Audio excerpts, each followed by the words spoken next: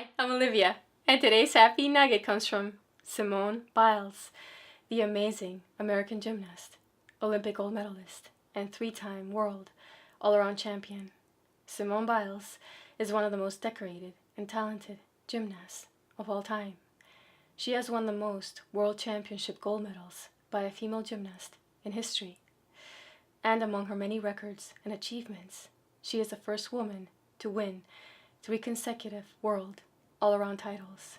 Beyond her extraordinary talent, to watch Simone Biles leap and soar through the air is to watch joy in motion, graceful, powerful, and brilliant.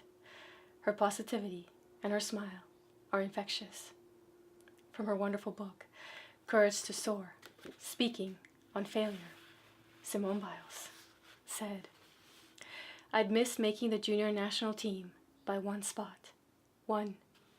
I kept a smile plastered on my face as an announcer called each new team member to the stage. The rest of us stood on the sidelines as the chosen ones laughed and high-fived and hugged each other. As devastated as I felt, I was still happy for the other girls. They'd worked hard to make it this far. Still, I had to swallow my own disappointment as I watched photographers snap pictures that would later appear in USA Gymnastics magazine, Sports Illustrated, Time for Kids, all the glossies I'd pored over in my bedroom at home, admiring the gymnasts who'd reached the top of the sport. Tears were bubbling up inside me, but I refused to let the other girls or the coaches see me cry. I kept telling myself I'd done my best, trying to drown out the little voice in my head that whispered, 'But did you really? Couldn't you have worked a little harder? Why didn't you do more?' The truth is that my heart was breaking. I had come to nationals with a goal of making the 2011 team, and it didn't happen. I simply hadn't been good enough." Simone Biles was born in 1997 in Columbus, Ohio. Her biological mother got involved with drugs and alcohol and wasn't able to properly care for her children. When Simone was 3 years old, she and her siblings were put in foster care.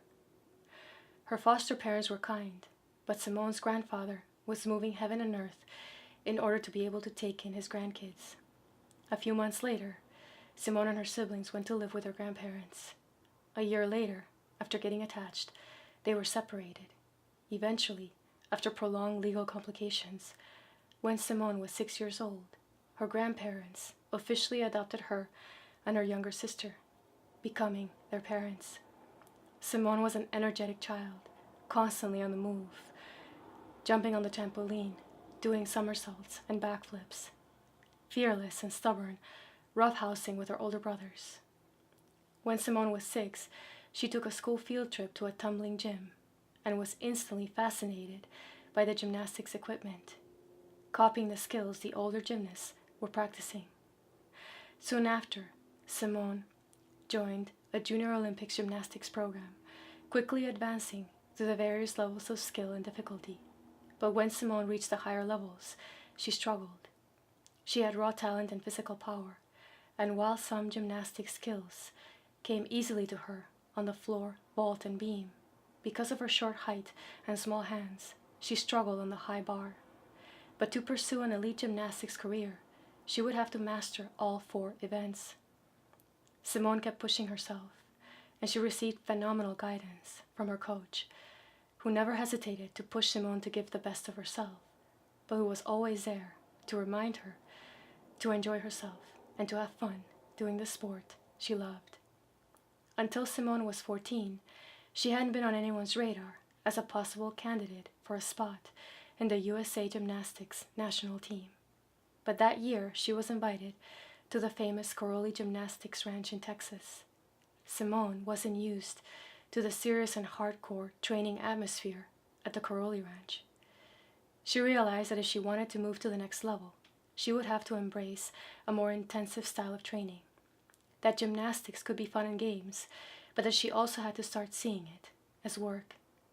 In 2011, when Simone Biles failed to make the USA Junior national team, she was devastated, facing the choice of whether to push herself harder and continue on the path of an elite gymnastics career or not. Simone struggled because she desperately wanted to attend high school with her friends, go to football games, homecoming dances, find dates to the prom. But a more intensive schedule of training would mean being homeschooled. Simone couldn't have an elite gymnastics career and a normal high school experience. The choice she had to make would require a sacrifice.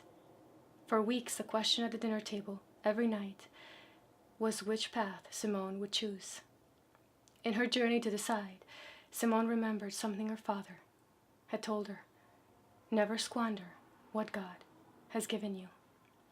With her ability to do gymnastics in a powerful way, her love of the sport, and her passion for competition, Simone Biles chose the path of an elite gymnastics career.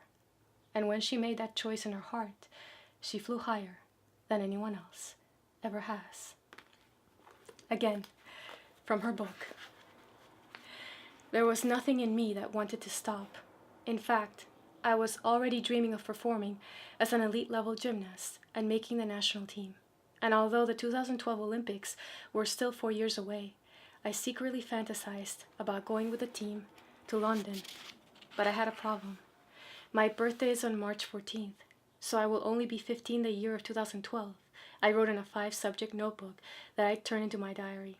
My coach had explained that to compete in the Olympics, I'd have to turn 16 within the Olympic year. I won't turn 16 until 2013. Then I will have to wait a long time, I continued in my diary. I knew that many gymnasts got injured, had already peaked, or simply lost the motivation to compete by age 19, which was how old I'd be when the next Olympics rolled around. There was no way to tell what my story would be 8 years into the future.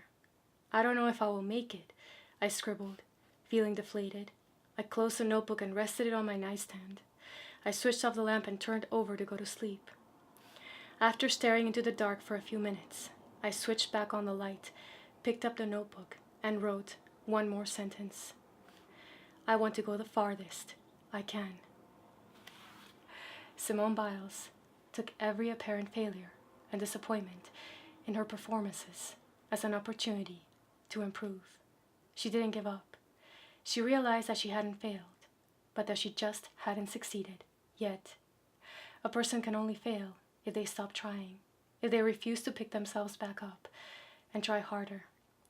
Simone Biles knows exactly where she is when she flips and twists in the air. An instinct no coach can teach, but Simone also knows exactly where she is when she sticks a landing, grounded in the love of her family, her faith, the loyalty of her friends, the support of her teammates, the guidance of her coaches, and her fierce belief in herself. If you have a gift, believe in it, work hard to perfect it, and share it. Not all of us might be able to soar, fly, and tumble through the air, literally, but we can all do it figuratively. We can close our eyes tight and imagine ourselves soaring towards our dreams, because that's the first step to making the impossible possible. And that's today's Happy Nugget. If you enjoyed this video, please like it, share it, and subscribe. As always, I link below the video anything I recommend. I hope you have a wonderful day. Thanks for watching. See you next time.